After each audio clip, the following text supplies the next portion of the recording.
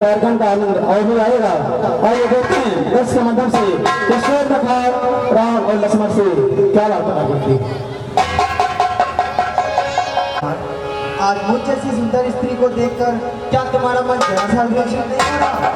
देखो ना, मेरी और तुम्हारी जोड़ी कितनी अच्छी है। हे प्राण, तुम मुझसे विवाह कर लो। हे गामनी, हमें क्षमा करो, हम विवाहित हैं और सिर्फ एक ही नारी व्रत रखते हैं तथा अन्य सभी लोग माता और बहन समझते हैं। प्रभु श्री राम का ऐसा जवाब सुनकर श्वेत लिखा लक्ष्मण की तरह मुड़ती है और आइए देखेंगे दृश्य के माध्यम से कि श्वेत लक्ष्मण से क्या वार्तालाप करती है। मुझे देखकर प्रियतम तुम जो मंद मंद मुस्कुराते हो, वो तो है प्यार हुए लेकिन तुम गवारे अभी।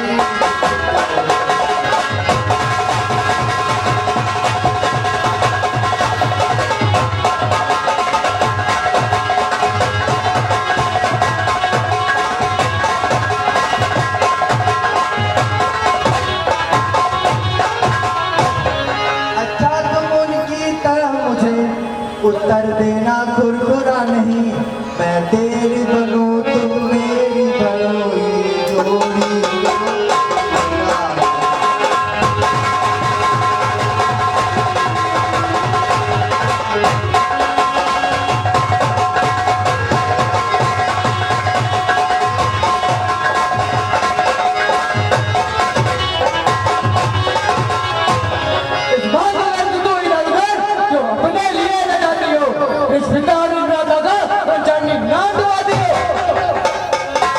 जब लक्ष्मण का ऐसा जवाब श्वेत लिखा सुनती है तो अत्यंत क्रोधित हो जाती है और मन ही मन को सोचती है।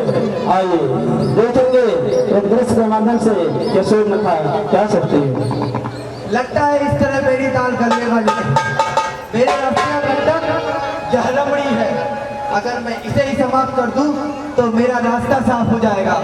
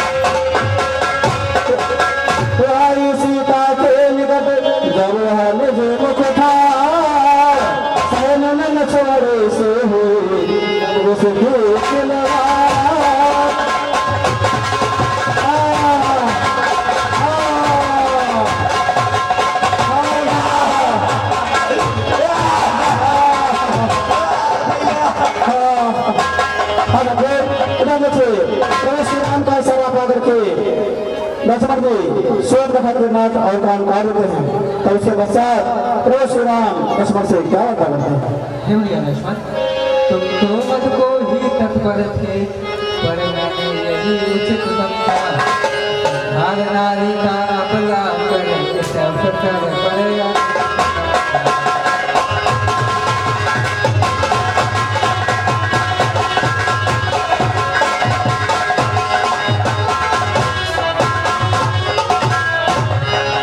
इसलिए कराया अंग भंग ताकि गुरु हो जाएगा, ऐसी अश्लील याचनाएं फिर कभी न करने पाए।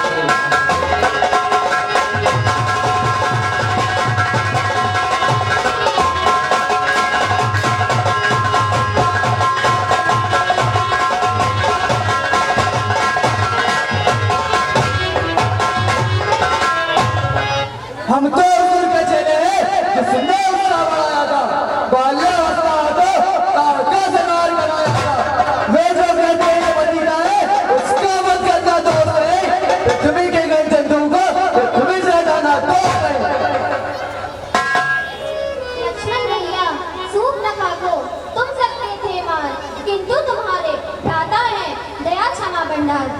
हाँ जाते इतना कह करके प्रभु श्री राम लक्ष्मण और सीता आपस में कुछ वार्ता करते हैं और यहीं से दृश्य समाप्त होता है।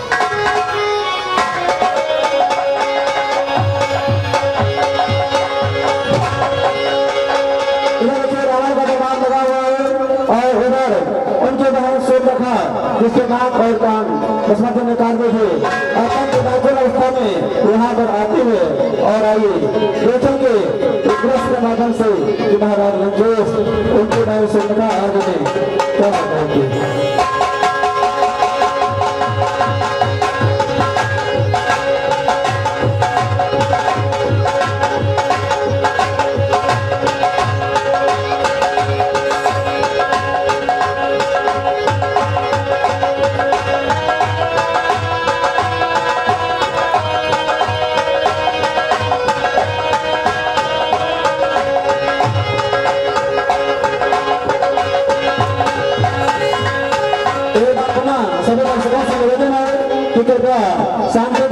अपने अपने स्थान पर उचित स्थान पर बैठ गए ताकि हमारे जो पीछे दर्शक लोग हैं वो भी इस कार्यक्रम का पूरा आनंद उठा सके। हाँ साथियों ध्यान दीजिएगा, इधर देखिए रावण का दरबार लगा है, इसमें मेघनाथ और उनके मंत्री आज उपस्थित हैं। इधर रावण के नाम से लिखा अत्यंत परेशान अवस्था में अत्यंत व्याकुल अवस्था में वहाँ पर आते हुए और आज देखते हैं कि महाराज लंकेश से क्या बात होती है।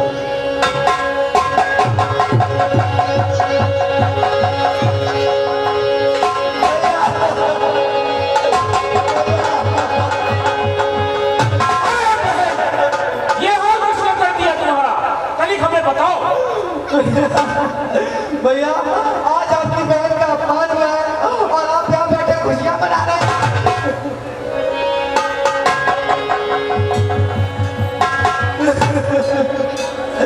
भाई दो लड़के राम लगन उस दंडक वन में आए हैं, हमरा सीता रानी सुकुमारी नारी।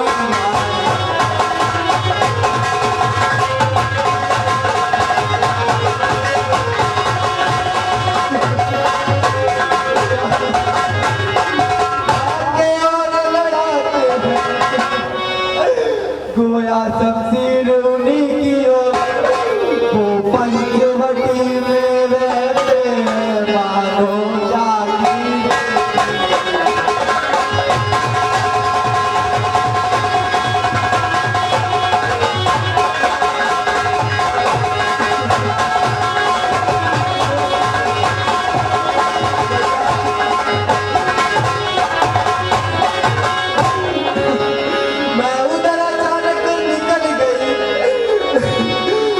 नारी से मिलना चाह, उसमें से छोटे तपसी कुछ चल मुझसे करना।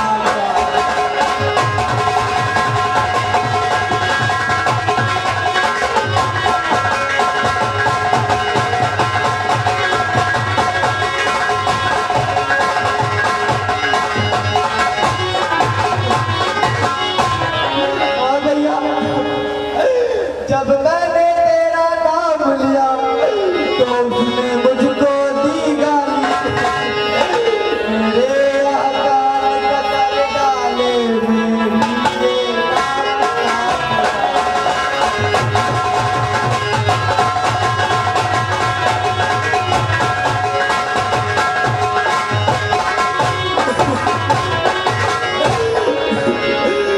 मेरी तो नाक गई सो गई, अब अपनी नाक संभालो तुम, जग में जब ऊंची नाक नहीं तो नक का नाम रखा लो।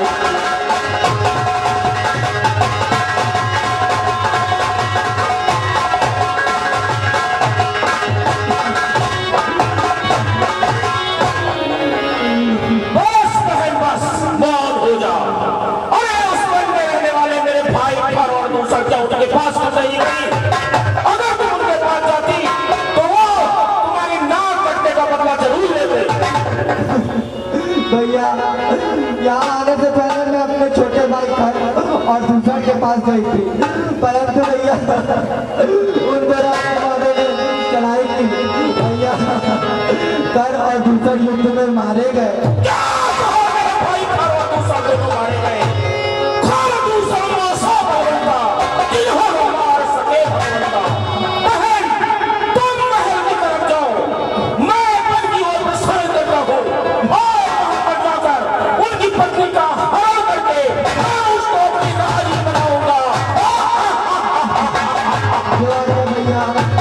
इतना कह करके सूर्यप्रभा वहां से प्रस्थान कर और महाराज लंकेश ये कहते हैं कि मैं इसका बदला अवश्य लूंगा। बहुत ही अच्छा श्री राम से क्या वार्ता करते हैं। राम जी लक्ष्मण जी और सीता जी खेतों को जाकर बैठे हैं उसी समय मारीच जो कि माया पर बनकर आया था और कुटी के सामने गुजर कर रहा था उसको देख करके सीता जी अत्यंत उत्सुक रहती हैं और अभी देखते हैं कि सीता जी प्रभु श्री राम से क्या कर रहे हैं। देखिए कितना अच्छा मृग घूम रहा है। मेरी इच्छा है कि आप इसका वध करके इसकी मृगशाला लेकर आए प्रभु। मृग जैसा देखा न सुना, जैसा ये सुना सलोना, ऊपर से लेकर पाँव तक सारा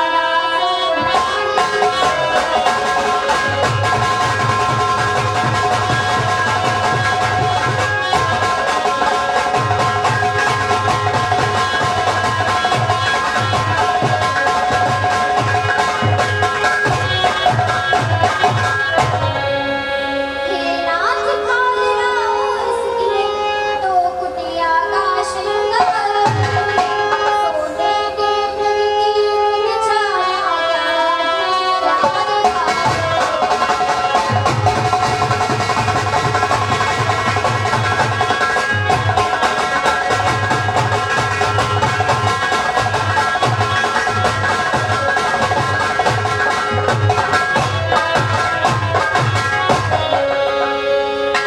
हाँ साथियों, जब सीता जी प्रभु श्री राम से कहते हैं कि सोने की गौशाला की उनकी इच्छा है तो उनकी बातों को सुन करके प्रभु श्री राम क्या कहते हैं। ठीक है सीते, यदि तुम्हारी यही इच्छा है तो मैं इस मृग की मृगशाला अवश्य लेकर आता हूँ। हे भैया लक्ष्मण, कहिए प्रभु। जाने से पहले मैं आपसे कुछ कहना चाहता हूँ। कहिए प्रभु। सीते की सुरक्षा में रहना, मैं मृग या खेत को जाता हूँ, सोने के मृग की मृगशाला लेकर चलती हूँ।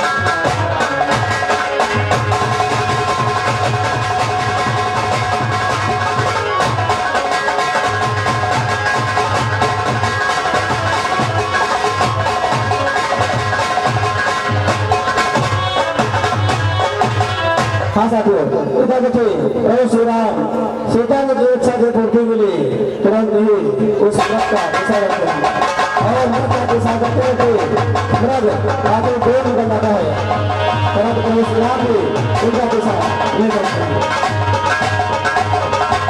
और काफी देर मृग उनको जाता है। प्रभु श्री राम लगातार पीछा कर रहे हैं और ऐसा करते करते बहुत देर निकल जाते हैं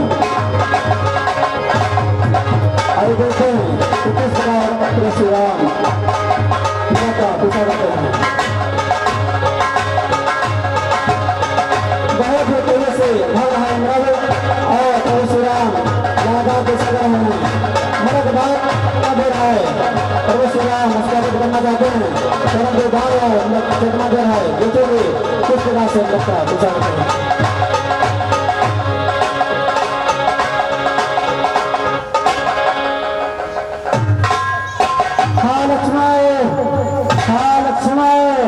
लक्ष्मण से क्या करता करते हैं। देवर देवर जाकर तुमको रखवारे तुम्हें भाई ने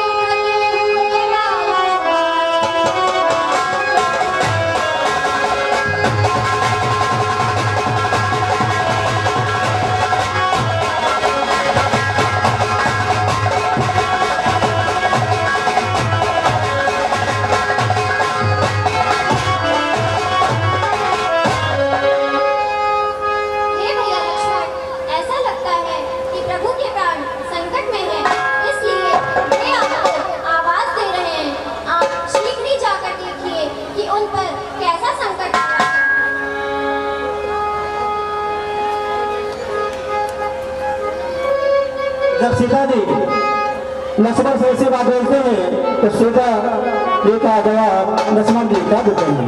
माते इस जगत में किसका नाम जो उन्हें तक पहुंचाएगा।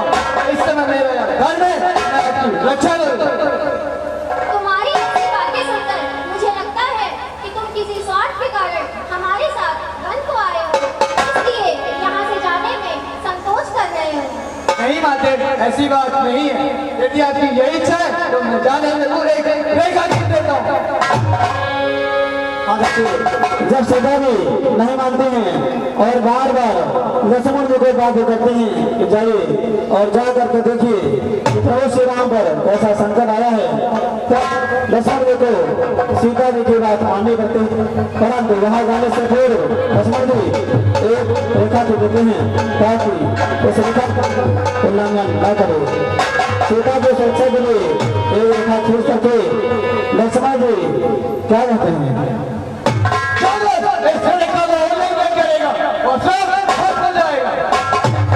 इतना कह करके लक्ष्मण जी तुरंत ही प्रभु श्री राम की सहायता हेतु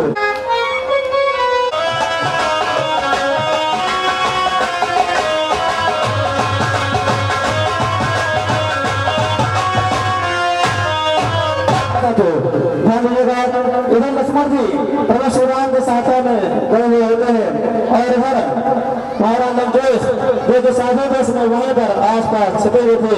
तुरंत ही जब देखते हैं कि सीता जी अकेले हैं, अवसर की तलाश करके आते हैं और देखते हैं कि सीता से क्या बता होती है। भिक्षा भी दे माई, भिक्षा भी दे। हे माई, मुझको भिक्षा दे।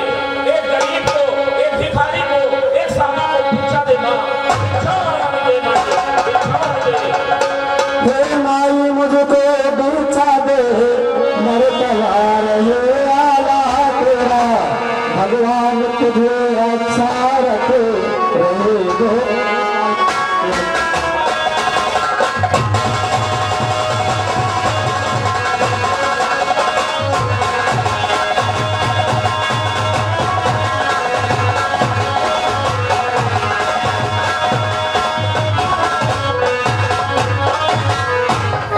तू दूध नहा और तू तो फल, तू दिन पर दिन बढ़ भागी हो। भूखे को थोड़ा भोजन दे, माता तू अकल सुहागी।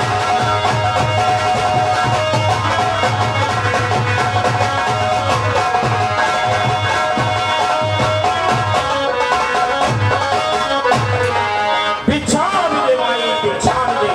माई भूखे को भिक्षा दे। इधर तो सीता भी जो की कुटिया में अकेले बैठे हैं और उनके दरवाजे पर भिक्षु बनकर लंकेश आया हुआ है। सीता जी उनको कुटिया के अंदर से ही भिक्षा देने का प्रयास करते हैं। लक्ष्मण जी ने देखा करते हुए बिना उसके पार थे वहीं से पास से भिक्षा देने का प्रयास करते हैं। आइए देखेंगे दृश्य के माध्यम से किस किस प्रकार सीता जी महाराज लंकेश को भिक्षा देते हैं।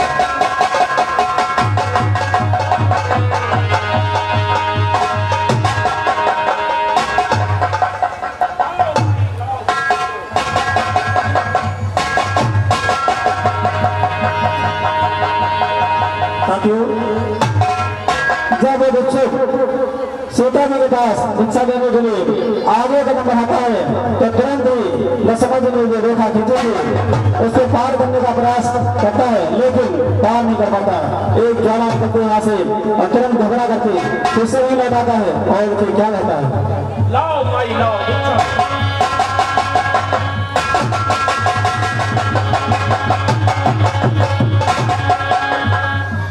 बार बार प्रयास करता है परंतु उस रेखा को पार नहीं कर पाता है। तब उसके बाद देखो सीता से क्या करता है, अरे माई, मैं ऐसी भिक्षा नहीं देता।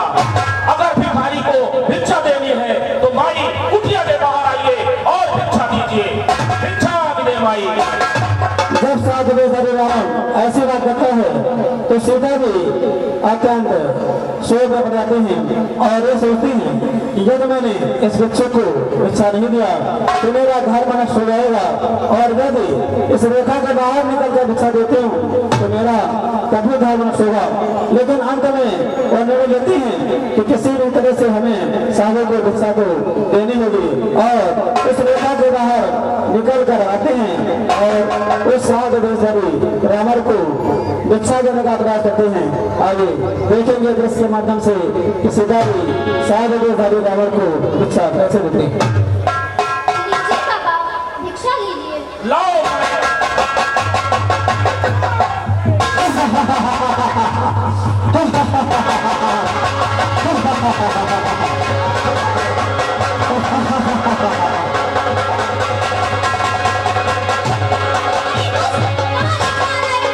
नहीं खड़ा रहे, अभी मेरे प्रभु आ रहे होंगे। लगता है तेरा काम निकल गया।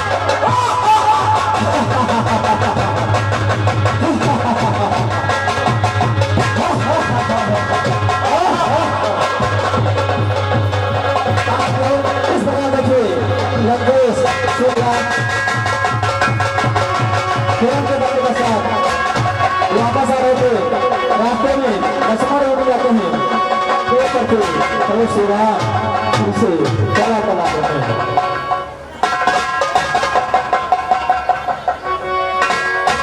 जब प्रभु श्री राम को रास्ते में लक्ष्मण जी मिलाते हैं, उनको देख करके उनका माथा ठनकता है और दोनों गले दिखते हैं और प्रभु श्री राम अत्यंत व्याकुल रहते हैं क्योंकि उन्होंने लक्ष्मण को सीता की सुरक्षा के लिए रखा था।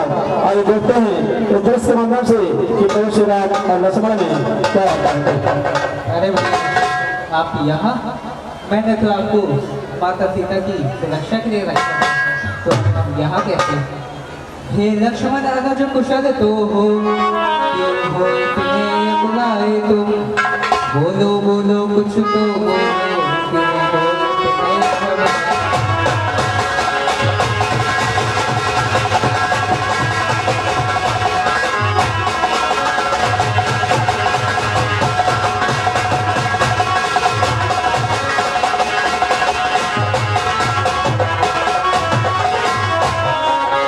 क्या हुआ बताओ तो भाई, इसलिए इतने उतावले आए, इसलिए अकेली सीता को आश्रम में छोड़ सके।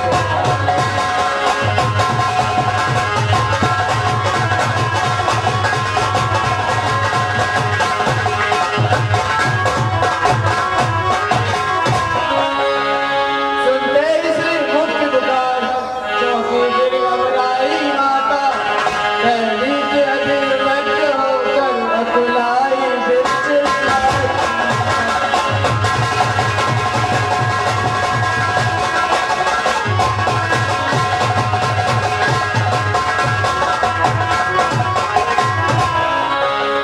मैं यहाँ आना मेरा माँ की आज्ञा की धारण है, उनका विश्व में लोच नहीं आवाज राम की।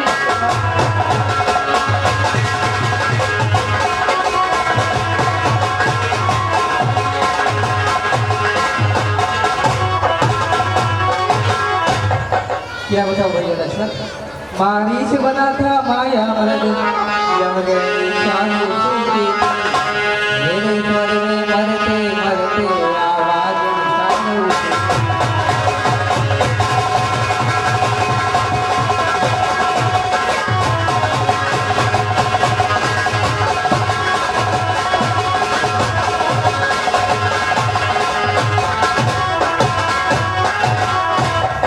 इसलिए सोचता हूँ भाई, कुछ तो होने की आशा है, कहता है मेरा वामन अब जानते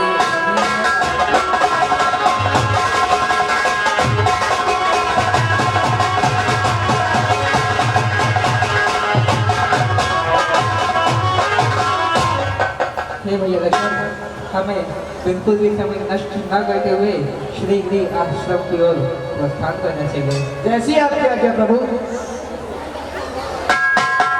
हेलो ऐसा कह करके प्रभु श्री राम और लक्ष्मण तुरंत वहां से प्रस्थान करते हैं और जाकर के कुटीर में पहुंचते हैं।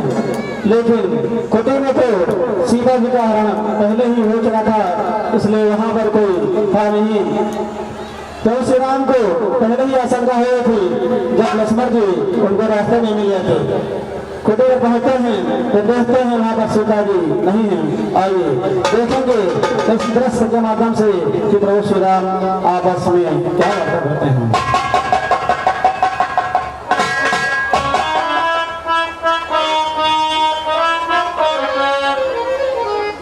सीते तुम कहाँ हो सीते? माते आप कहाँ हैं माते?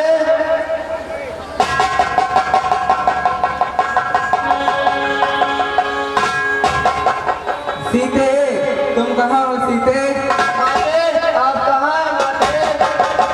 ये भैया लक्ष्मण, मैंने तो आपसे पहले ही कहा था कि आश्रम में कुछ ना कुछ घटित जरूर हुआ है। देखिए सीता यहाँ पर नहीं है। ये खत्म भ्रमण बंद बोलो, क्या तूने मृग मैंने देखी? ये कुत्तों के कुछ बतला दे, क्या तूने तो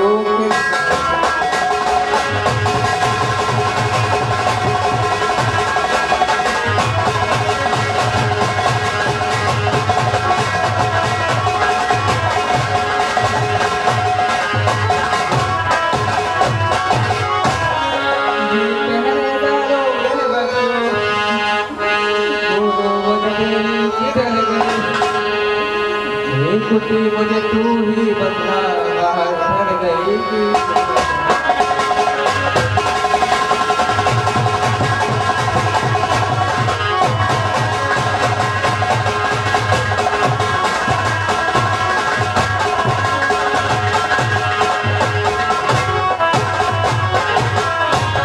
ये प्रकृति बता चक्रांति, किसी और चकोर गई। मुझे पत्नी व्रत वाले पति की, वह पति व्रता के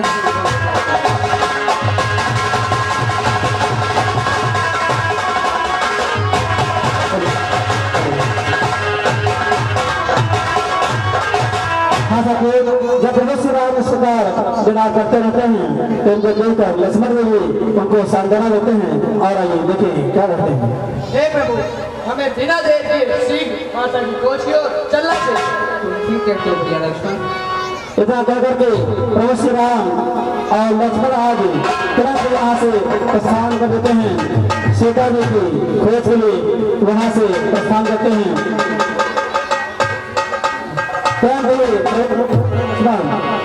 सीता जी की खोज के लिए वहाँ से प्रस्थान कर देते हैं।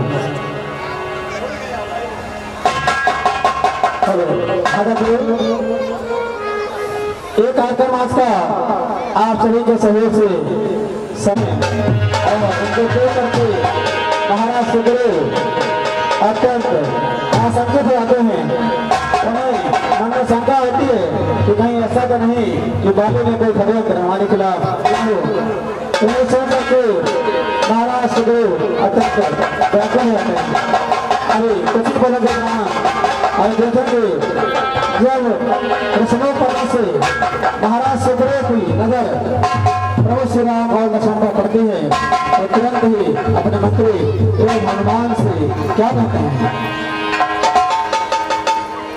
हनुमान जी महाराज। वो देखो,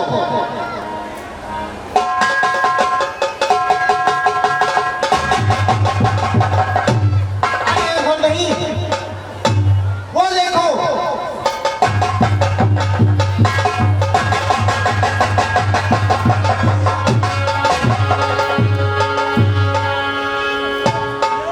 वो देखो,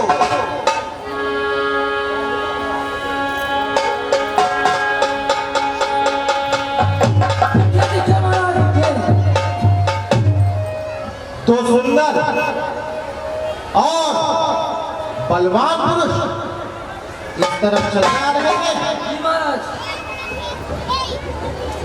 मुझे लगता है ये जरूर बाली के द्वारा भेजे गए कोई दूत हैं। जी महाराज। ऐसा करो, तुम ब्रह्मचारी का वेश धारण करो, जी महाराज। इनके पास जाओ जी महाराज। और इनसे इनका भेद ज्ञात करो। इनसे इनका भेद ज्ञात करके मुझे इशारे से समझा देना। अगर ये बाली के द्वारा भेजे गए कोई दूत है तो मैं ये पर्वत छोड़कर भाग।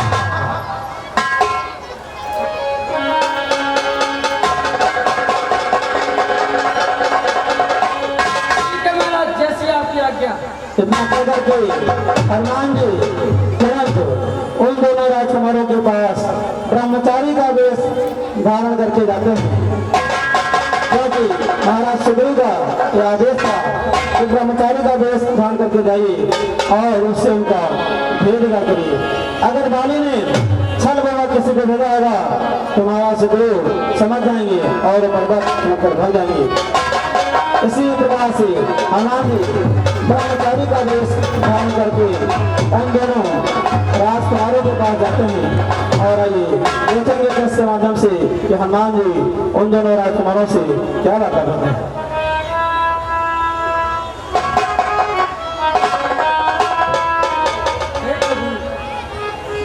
हे प्रभु, वीरवान बड़े शरीर वाले आप कौन हैं जो कि छत्र के रूप में इस धन्य जगत में महान कष्ट उठा रहे हैं?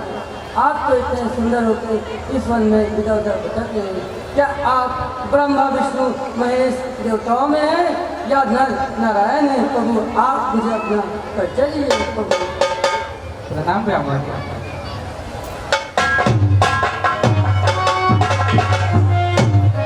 हे ब्राह्मण, हम कौशलराज दशरथ के पुत्र हैं। मेरा नाम राम और यहाँ मेरा अनुज लक्ष्मण है।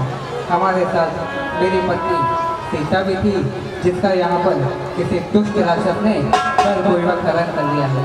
और आपने क्या बताया ब्राह्मण, मेरे तो कुछ समझ में नहीं आ रहा। हम लोग दुविधा में हैं, कैसे बतलाए कमाते हैं। जब थे लेकिन अब तो नारी दर के हैं।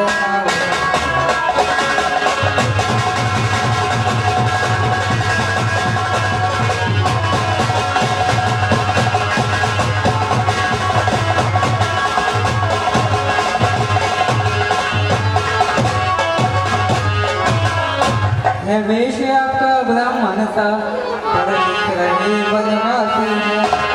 ऐसे ही हम भी इस वन में राजा होकर सकता।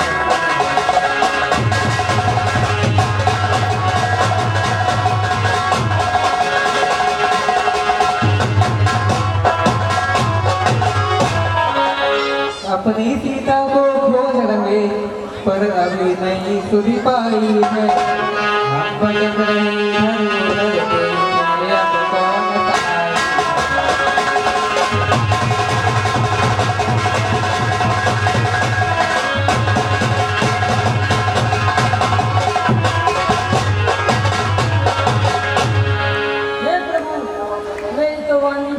के कारण मैं आपको पहचान न सका। प्रभु मुझे माफ करें प्रभु। कोई बात नहीं हनुमान। प्रभु श्री राम की बातें सुनकर हनुमान जी क्षमा याचना करते हैं कि मैं पहचान नहीं सका और दोनों एक दूसरे से गले लगाते हैं। तब हनुमान जी प्रभु श्री राम को कुछ सुझाव देते हैं। आइए देखेंगे दस के माध्यम से कि हनुमान जी प्रभु श्री राम से क्या वार्ता करते हैं। हे प्रभु, इस पर्वत पर महाराज सुग्रीव का निवास है, जो कि आपके दास भी हैं। आप उनसे मित्रता कर लीजिए, वह आपकी पिता की गोद में अवश्य करेंगे प्रभु, अवश्य करेंगे। ठीक है हनुमान, हमें शीघ्र वानरराज सुग्रीव के पास ले चलिए। चलिए प्रभु।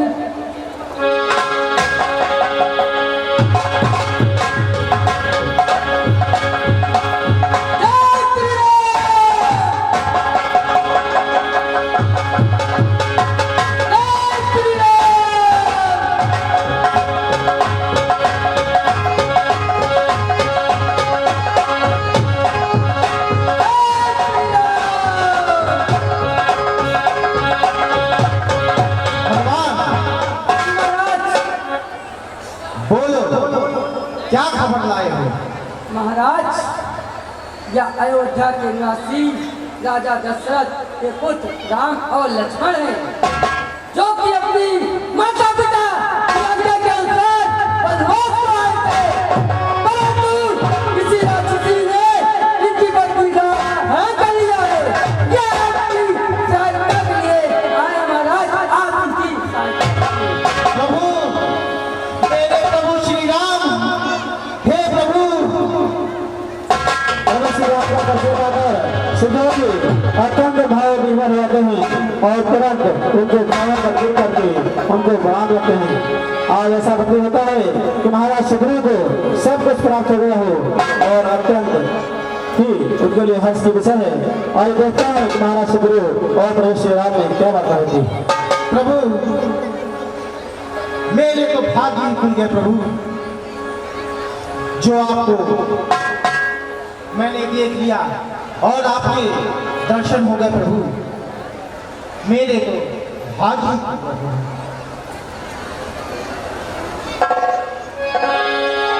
प्रभु।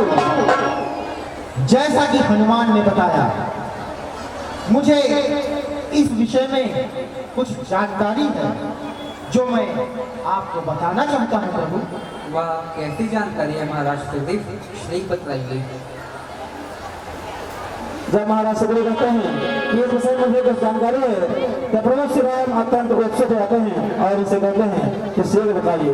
तब महाराज सुग्रीव प्रभु श्री राम को क्या बताते हैं। कुछ दिन पहले मंत्रियों सहित मैं इसी जगह पर बैठा था, इतने में ऊपर नजर गई तो एक नजारा तेरा।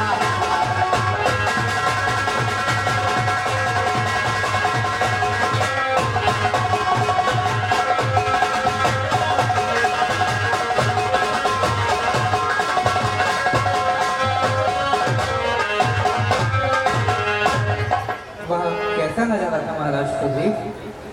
था रथ की तरह विमान एक, आवाजें कुछ रोने की, राक्षस के बस में फंसी हुई शायद वो जगत।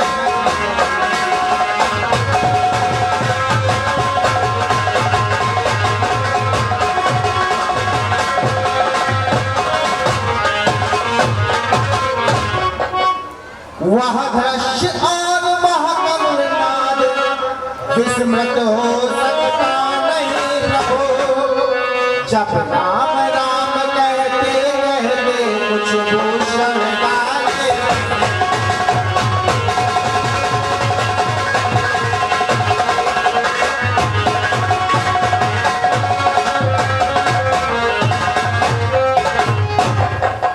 मेरे आंखों में सम्मुख ही क्या कहूँ निकल वह छोड़ गया, रह गए यही कुंडल नूपुर रख सीधा दक्षिण मोड़ गया।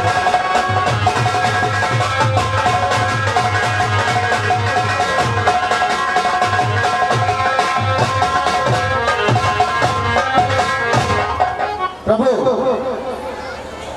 कुछ समय पहले की बात है, मैं अपने मंत्रियों के साथ इसी स्थान पर बैठा हुआ कुछ विचार विमर्श कर रहा था। उसी समय आकाश मार्ग से एक विमान जाता हुआ दिखाई पड़ा। उसमें से कुछ रोने और चिल्लाने की आवाजें आ रही थी। हम सभी को यहाँ बैठा देख ऊपर से कुछ आभूषण गिराए गए और वह रथ दक्षिण दिशा की ओर चलता चला जा रहा था। मुझे तो लगता है जो आभूषण गिराए गए वो जरूर माता सीता के ही होंगे। वह क्या बोलते हैं महाराज सुग्रीव, हमें श्री दिखाइए। जी महाराज, मैं आपको उन आभूषणों को दिखाता हूँ। हनुमान जी महाराज। तुम्हें याद होगा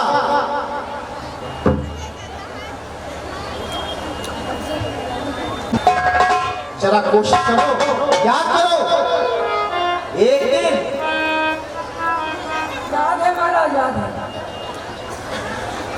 एक दिन मैंने तुम्हें कुछ आभूषण संभाल के रखने को दिए थे। जाओ उन आभूषणों को लेकर के आओ और प्रभु श्री राम को दिखाओ। जी महाराज, जैसी आपकी आज्ञा।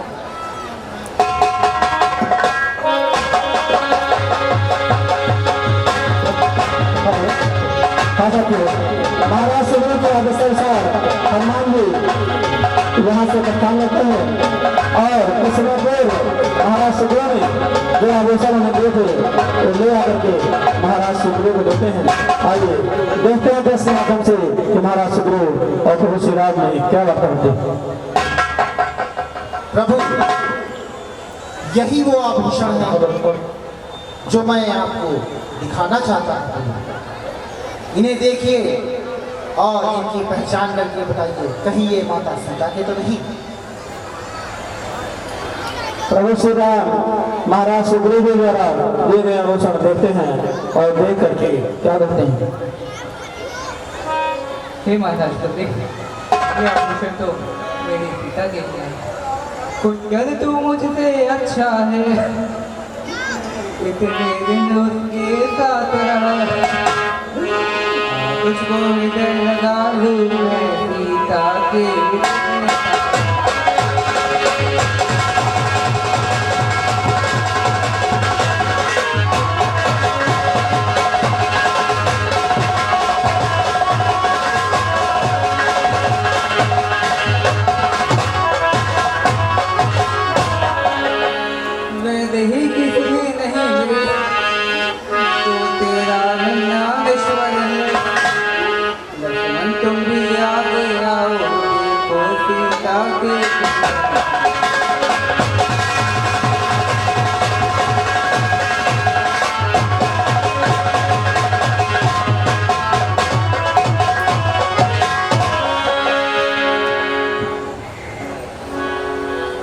मैंने तो चरण निहारे हैं, देखे माता रे काज में।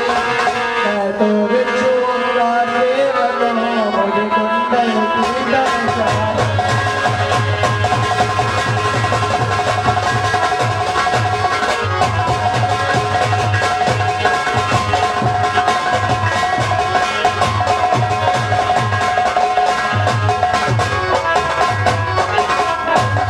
हे महाराज सुग्रीव, भैया लक्ष्मण इन्हें नहीं पहचानते हैं, परंतु मैं इनसे भली भांति परिचित हूँ कि यह आभूषण मेरी सीता के हैं। हे महाराज सुग्रीव, हम आपसे कुछ पूछना चाहते हैं। क्या पूछना चाहते हैं प्रभु? जब से हम ऋषि मुख आए, तुमको बुरा नहीं पाते हैं, चिंता में डूबा देखते हैं।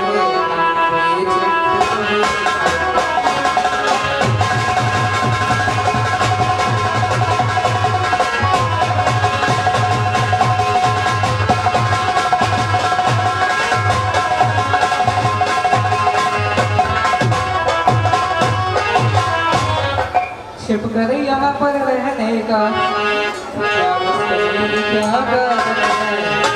हम साथी तो खुद को भी बतलाओ मुझसे क्या।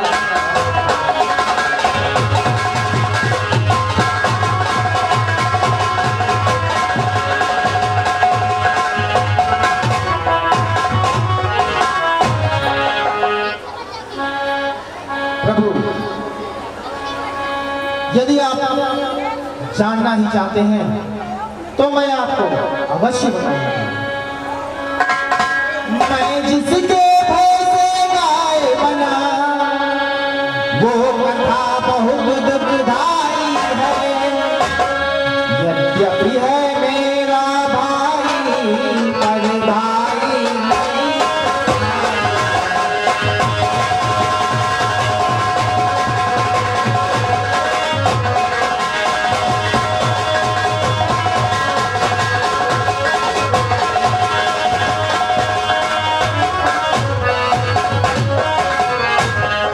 छोटी छोटी सी बातों पर रहता सर्वथा मना है वाह। मेरी नाच पत्नी छीनी अब मेरा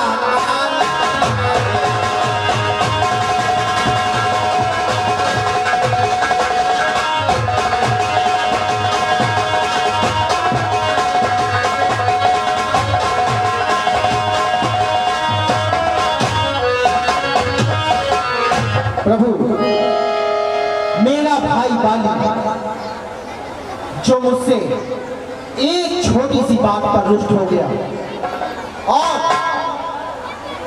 उसने मेरा राजपाट, मेरी पत्नी, मुझसे सब कुछ छीन लिया। यही कारण है कि मैं उसके भय से इस ऋषमुख पर्वत पर रहता हूं। यह ऋषमुख पर्वत एकमात्र ऐसा पर्वत है जिस पर वो शापवश नहीं आ सकता। बस महाराज सुग्रीव, बस अधिक नहीं सुन सकता मैं। अब बुझ को जंग बोलती है, मालूम मुझको यहाँ होता उसके सिर मृत्यु बोलती है। पी चुके बहुत कुछ होने तो अपना, अब उसका रक्त पिलाएंगे। सुग्रीव तुम्हारा राजपाट हम सत्या तक दिलवाएंगे। प्रेम से बोलो राजा राम की। हेलो हेलो बोलो श्री राम चरण लाल की। आजा के इधर देखिए, प्रभु श्री राम ने महाराज सुग्रीव को आश्वस्त कर दिया कि आप बिल्कुल चिंता मत करिए, अब आपको चिंता करने की कोई आवश्यकता नहीं है। हाँ साथियों, मैं आपको बताना चाहूंगा, हमारे कमेटी के कुछ कलाकारों अच्छा नृत्य तैयार किया है और हम आप सभी के समक्ष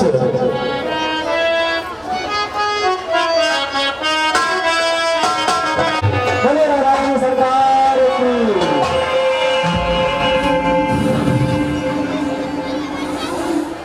आप सभी इस सुंदर झांकी का आनंद उठाएं।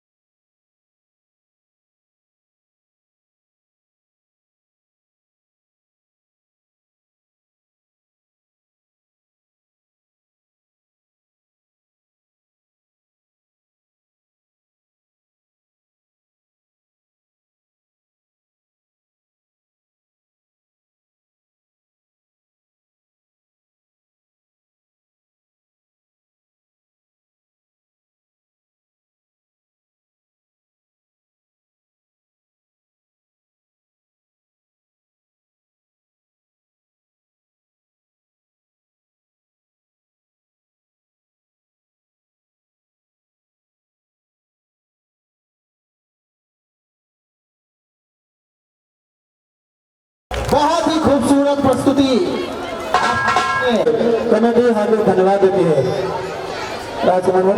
राजकुमार मौर्य निवासी आदम नगर की तरफ से इन कलाकारों को मनमोहक नृत्य पर 21,000 का पुरस्कार दिया गया है। कमेटी हार्दिक धन्यवाद देती है।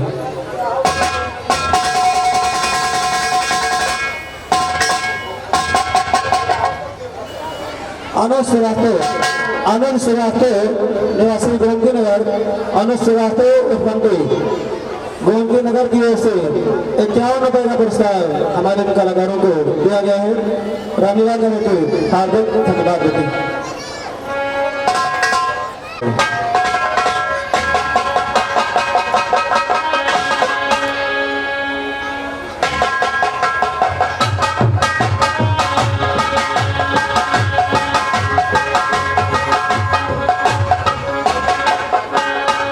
हे महाराज प्रदीप, मेरा वचन मिथ्या नहीं जाएगा।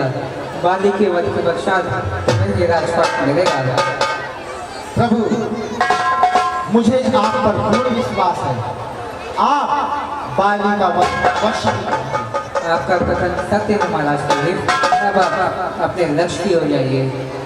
जब प्रभु श्री राम महाराज सुग्रीव को ये आश्वस्त कर देते हैं कि आज्ञा पाकर बाल घर जागर दास घर के बाहर ही रहे रघुपति करुणा।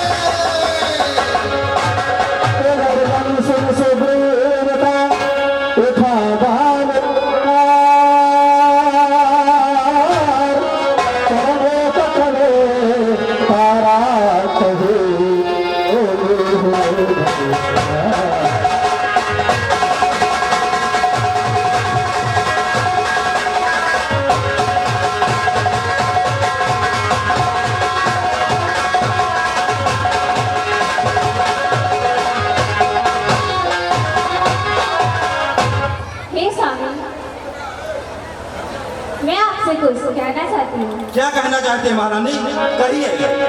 इस समय न रण करने जाऊं, दिल मेरा बहुत धड़कता है। मैं नहीं समझती क्या कारण जो गाया है